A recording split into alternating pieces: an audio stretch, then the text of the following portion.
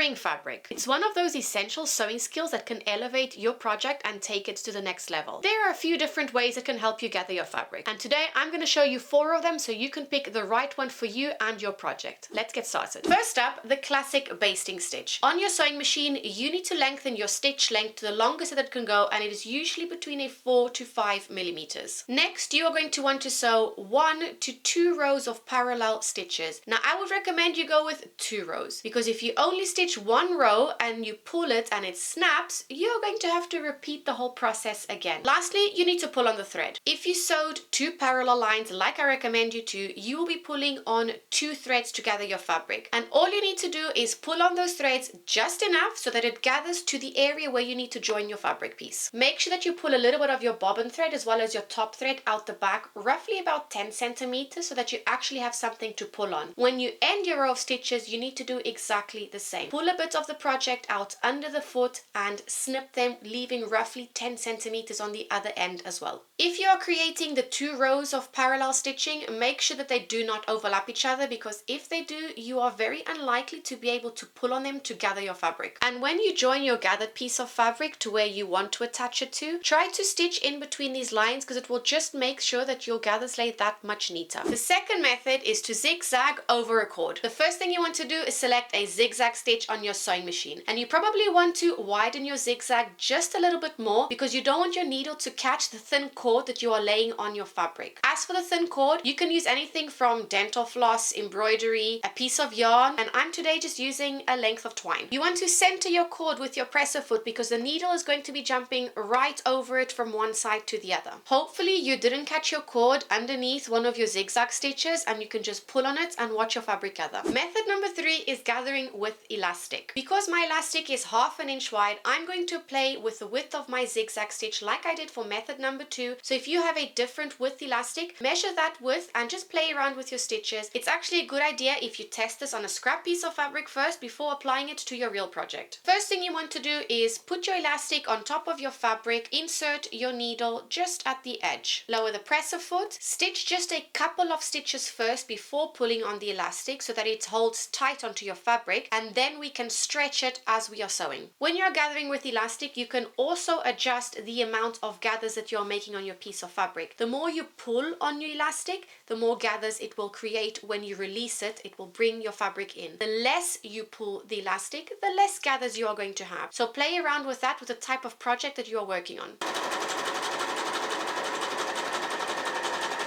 This is what gathering with an elastic band looks like. This method could be great for gathering in waistbands and even creating some puff sleeves. Now, method number 4 will only work if you have an overlocker. First thing you want to do is set your differential feed as well as your stitch length to the highest that they can go. And then you can just feed your fabric through the overlocker. It's as easy as that. This is the fastest way that you can gather fabric, and that's with the overlocker. If your piece of fabric doesn't have the amount of gathers that you want, all you need to do is unravel the threads at one end and pull on the 2 threads that have come from your needles, and just pull as much as you need to get the gathers that you want. And there you have it, 4 different ways on how to gather fabric. Let me know if you've tried any of these before and which one is your favorite. Don't forget to like and subscribe to my channel. That's it for me today. Bye for now.